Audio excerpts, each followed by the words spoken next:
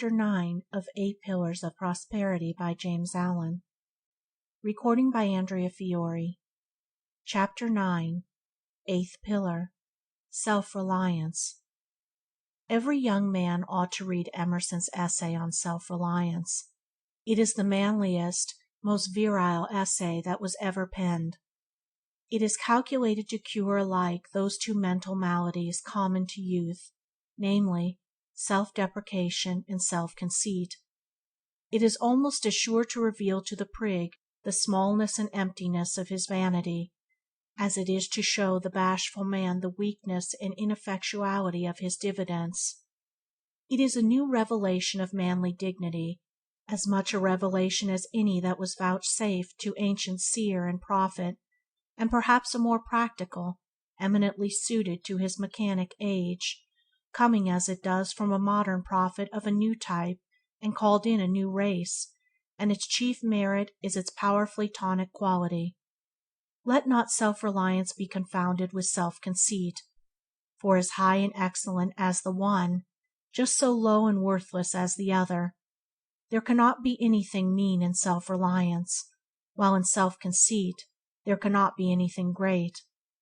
The man that never says no when questioned on subjects of which he is entirely ignorant, to avoid, as he imagines, being thought ignorant, but confidently puts forth guesses and assumptions as knowledge, will be known for his ignorance, and ill esteemed for his added conceit. An honest confession of ignorance will command respect, where a conceited assumption of knowledge will elicit contempt. The timid, apologetic man, who seems almost afraid to live, who fears that he will do something not in the approved way, and will subject himself to ridicule, is not a full man. He must imitate others, and has no independent action. He needs that self-reliance which will compel him to fall back on his own initiative, and so become a new example, instead of the slavish follower of an old one. As for ridicule, he who is hurt by it is no man. The shafts of mockery and sarcasm cannot pierce the strong armor of the self-reliant man. They cannot reach the invincible citadel of his honest heart to sting or wound it. The sharp arrows of irony may rain upon him, but he laughs as they are deflected by the strong breastplate of his confidence, and fall harmless about him. Trust thyself, says Emerson. Every heart vibrates to that iron string. Throughout the ages, men have so far leaned, and do still lean, upon external makeshifts, instead of standing upon their own native simplicity and original dignity. The few who have had the courage so to stand have been singled out and elevated as heroes, and he is indeed the true hero who has the hardihood to let his nature speak for itself, who has that strong mettle that enables him to stand upon his own intrinsic worth. It is true that the candidate for such heroism must endure the test of strength. He must not be shamed from his ground by the bugbears of the initiate conventionalist. He must not fear for his own reputation or position, or for his standing in the church or his prestige in local society. He must learn to act and live as independently of these considerations as he does of the current fashions in the antipodes. Yet when he has endured this test, and standard and odium have failed to move or afflict him, he has become a man indeed, one that society will have to reckon with and finally accept on his own terms. Sooner or later all men will turn to the guidance of the self-reliant man, and while the best minds do not make a prop of him, they respect and value his work and worth, and recognize his place among the goods that have gone before. It must not be thought an indication of self-reliance to scorn to learn. Such an attitude is born of a stubborn superciliousness which has the elements of weakness and is prophetic of a fall, rather than the elements of strength and the promise of high achievement which are characteristic of self-reliance. Pride and vanity must not be associated with self, rests upon incidentals and appurtenancies, on money, clothing, property, prestige, position, and these lost, all is lost. Self-reliance rests upon essentials and principles, on worth, probity, purity, sincerity, character, truth, and whatever may be lost is of little account, for these are never lost. Pride tries to hide its ignorance by ostentation and assumption, and is unwilling to be thought a learner in any direction. It stands, during its little fleeting day, on ignorance and appearance, and the higher it is lifted up today, the lower it will be cast down tomorrow. Self-reliance has nothing to hide, and is willing to learn, and while there can be no humility where pride is, self-reliance and humility are compatible. Nay, more, they are complementary, and the sublime form of self-reliance is only found associated with the profoundest humility. Extremes meet, says Emerson, and there is no better example than the haughtiness of humility.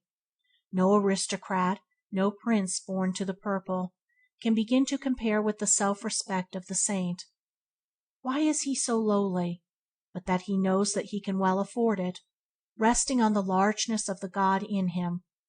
It was Buddha who, in this particular, said, "Those who, either now or after I am dead, shall be a lamp unto themselves, relying upon themselves only, and not relying upon any external help, but holding fast to the truth as their lamp, and seeking their salvation in the truth alone, shall not look for assistance to any one beside themselves. It is they among my disciples who shall reach the very topmost height, but they must be willing to learn." In this saying, the repeated insistence on the necessity for relying upon oneself alone, coupled with the final exhortation to be eager to learn, is the wisest utterance on self-reliance that I know. In it, the great teacher comprehends that perfect balance between self-trust and humility which the man of truth must acquire. Self-trust is the essence of heroism. All great men are self-reliant, and we should use them as teachers and exemplars, not as props and perambulators. A great man comes who leans upon no one, but stands alone in the solitary dignity of truth, and straightway the world begins to lean upon him, begins to make him an excuse for spiritual indolence and a destructive self-abasement. Better than cradling our vices in the strength of the great would be to newly light our virtues at their luminous lamp.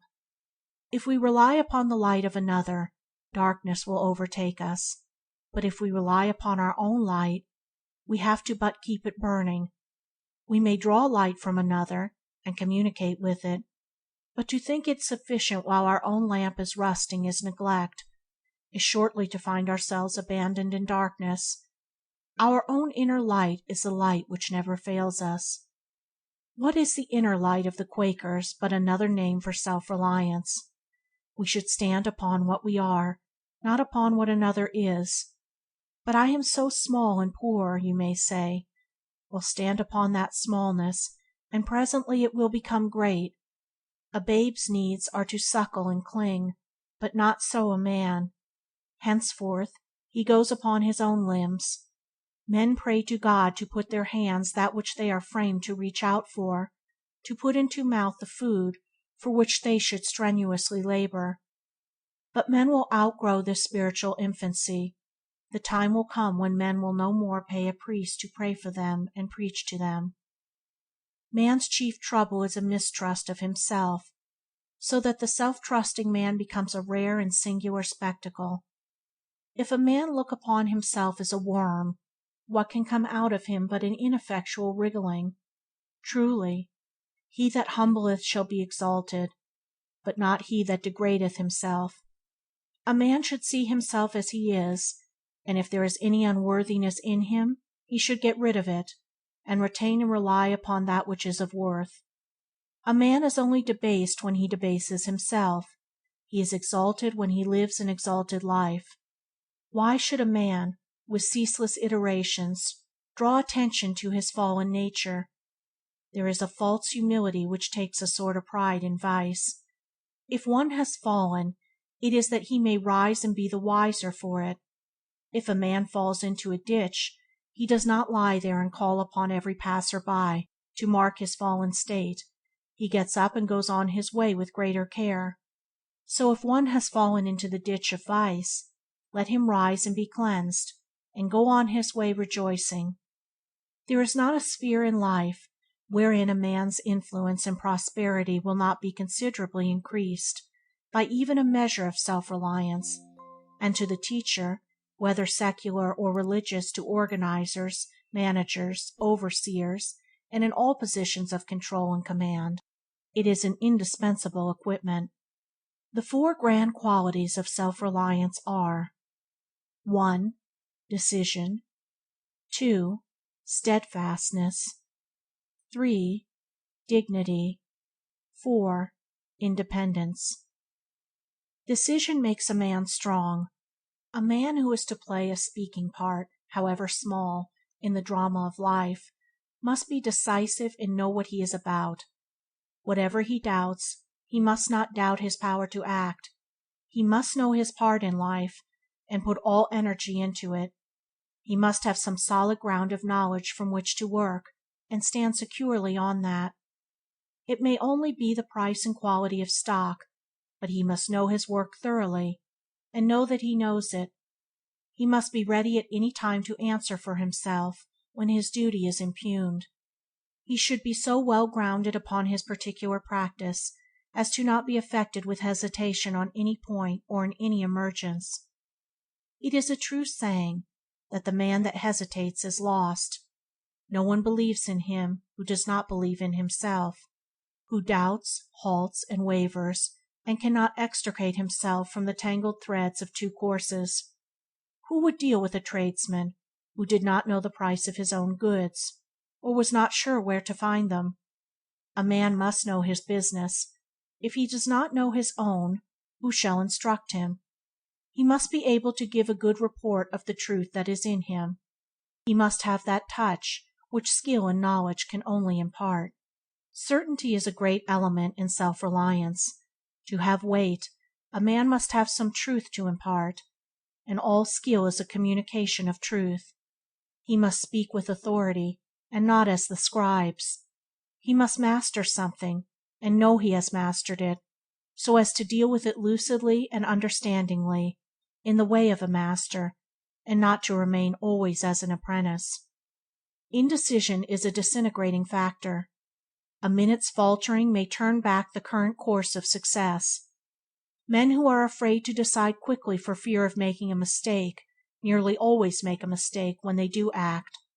The quickest in thought and action are less liable to blunder, and it is better to act with decision and make a mistake than to act with indecision and make a mistake.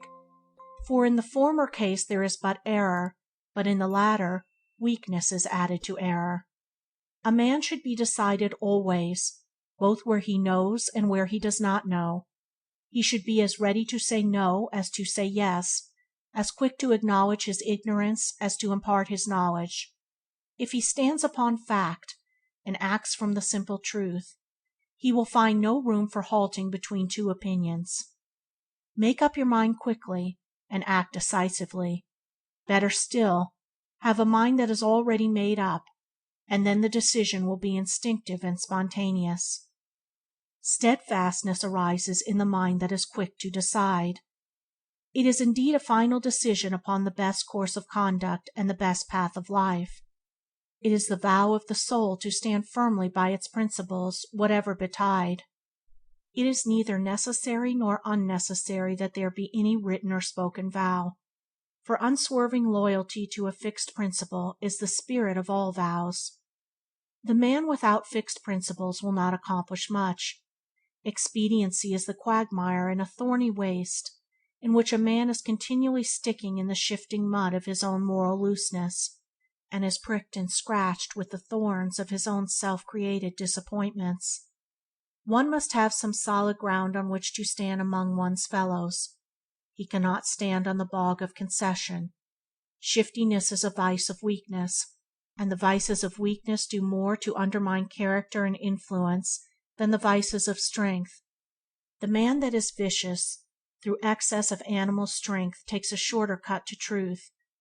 When one understands that power is adaptable to both good and bad ends, It will not surprise him that the drunkards and harlots should reach the kingdom of heaven before the diplomatic religionists.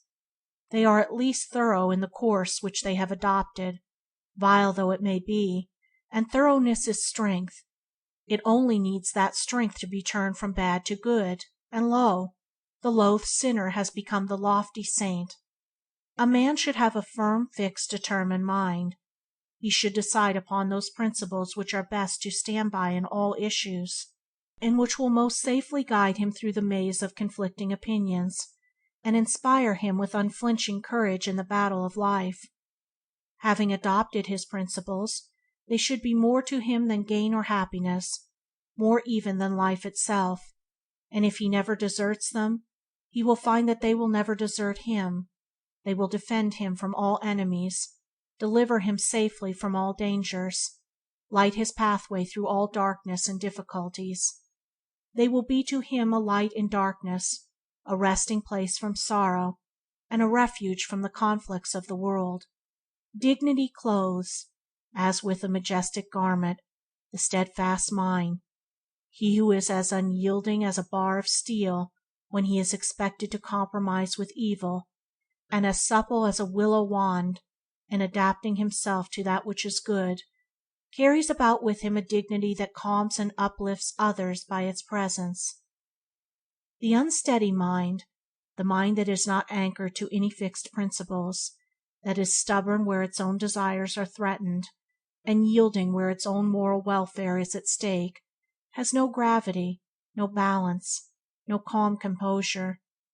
The man of dignity cannot be downtrodden and enslaved, because he has ceased to tread upon and enslave himself. He at once disarms, with a look, a word, a wise and suggestive silence, any attempt to demean him.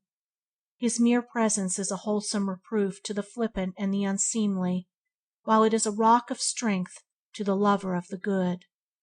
But the chief reason why the dignified man commands respect is, not only that he is supremely self-respecting, but that he graciously treats all others with a due esteem. Pride loves itself, and treats those beneath it with supercilious contempt, for love of self and contempt for others are always found together in equal degrees, so that the greater the self-love, the greater the arrogance. True dignity arises, not from self-love, but from self-sacrifice, that is, from unbiased adherence to a fixed central principle. The dignity of the judge arises from the fact that in the performance of his duty he sets aside all personal consideration and stands solely upon the law. His little personality, impermanent and fleeting, becomes nothing, while the law, enduring and majestic, becomes all. Should a judge, in deciding a case, forget the law, and fall into personal feeling and prejudice, his dignity would be gone.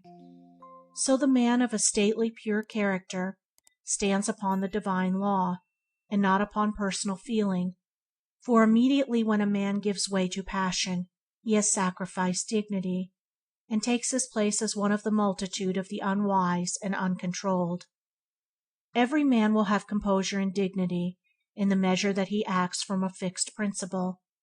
It only needs that the principle be right, and therefore unassailable.